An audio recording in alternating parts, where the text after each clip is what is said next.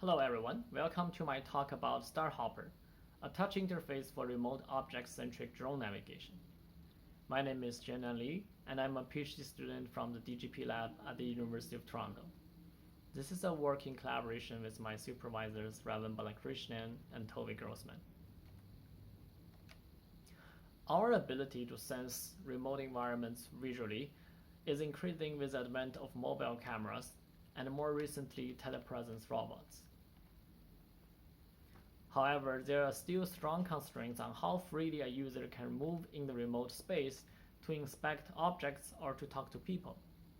On the right, you see an example of a teacher carrying a telepresence robot for a student attending school remotely because the robot cannot climb stairs.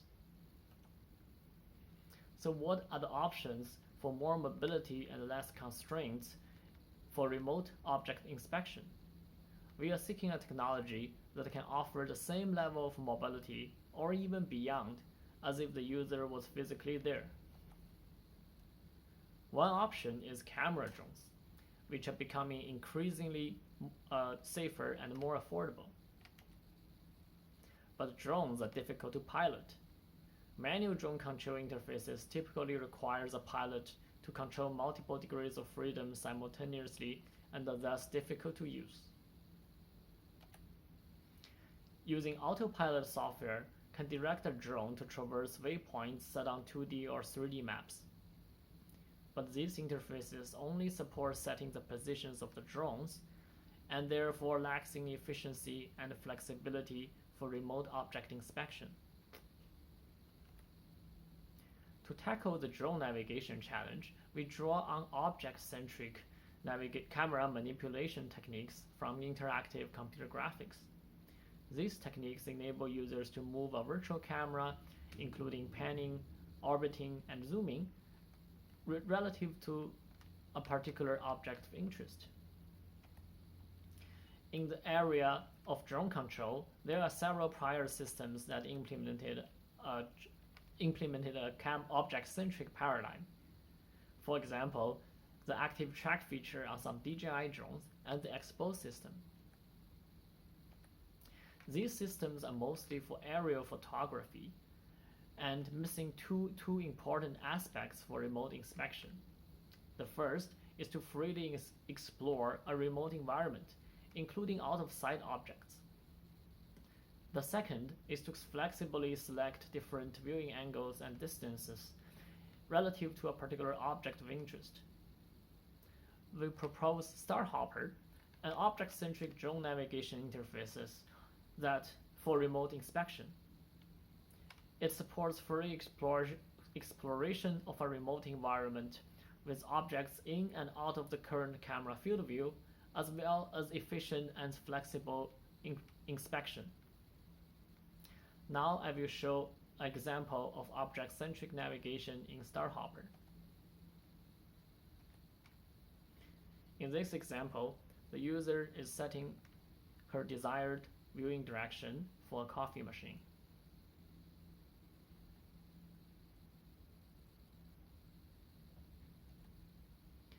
The StarHopper system consists of a camera drone tracked by a 3D tracking system and a stationary camera that provides an overview of the remote space. All these components are connected to the drone control program and the user interface. Let's look at the StarHopper interface in more detail. The live stream from the drone camera fills the window with 3D navigation widgets overlaid on top of it. The overview camera stream is at the bottom. On the right is a list of thumbnails of already registered objects of interest. Lastly, virtual joysticks are positioned on both sides. Based on our survey of prior literature, we identified 5 design guidelines for StarHopper. First, support the pilot's up-to-date knowledge of the remote environment, also known as situation awareness. Second, minimize reliance on environmental information so that the system can be adapted to a wider range of applications.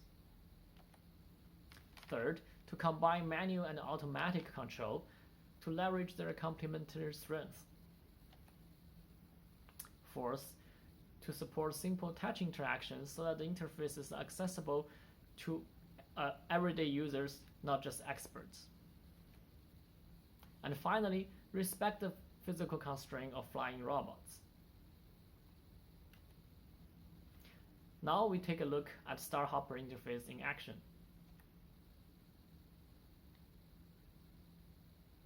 The user can perform simple touch interaction to register objects of interest,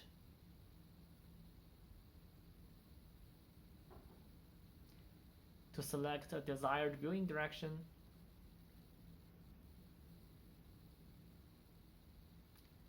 and turn to another object to inspect.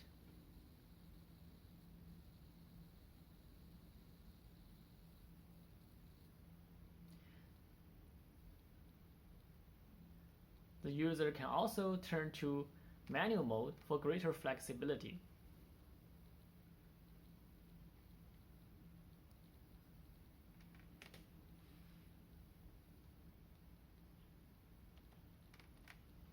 Let's look at each feature in more detail. The overview camera not only supports situation awareness, but also enables an object of interest registration method that relies on little environmental information. As seen in this video, the user can simply draw circles around the object of interest in the overview camera stream and the drone camera stream. A triangulation algorithm calculates the position and the volume of the object in the 3D space. For more detail of this algorithm, please refer to our paper.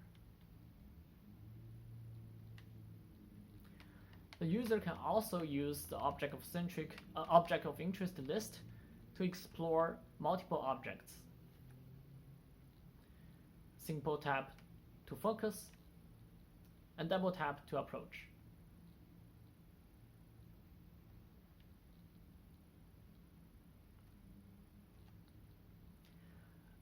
Since it is difficult to achieve both navigation efficiency and flexibility with one single navigation technique, we propose 3 object-centric navigation mechanisms.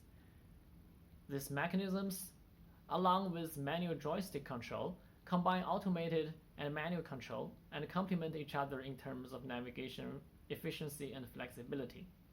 For more in-depth analysis of the efficiency and flexibility properties of these mechanisms, please refer to our paper. The first is an automated technique, 360 Viewpoint Widget. This widget takes form of a 3D ring around the object. The user can tap on the ring and drag her finger to select the desired viewing direction. As seen in this video, the drone will automatically approach the object and stop at an appropriate distance.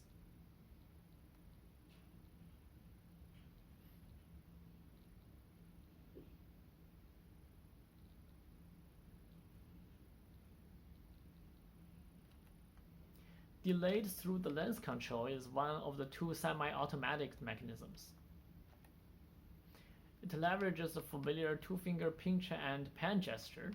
The user can directly manipulate the camera frame to specify a desired view of the object.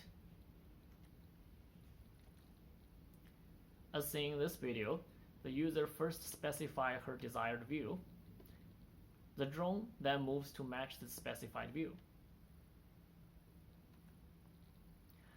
The other semi-automatic mechanism is object-centric joysticks.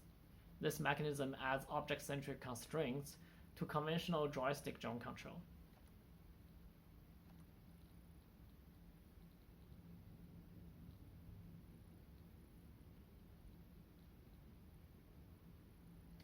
In this video, you can see that the left-right axis of the left joystick is mapped to operating around the object. The other object-centric constraints is that during panning, the drone makes sure that the object always stays in the camera field of view. In summary, we can recognize a pattern that mechanisms with increased level of automation choose flexibility for efficiency.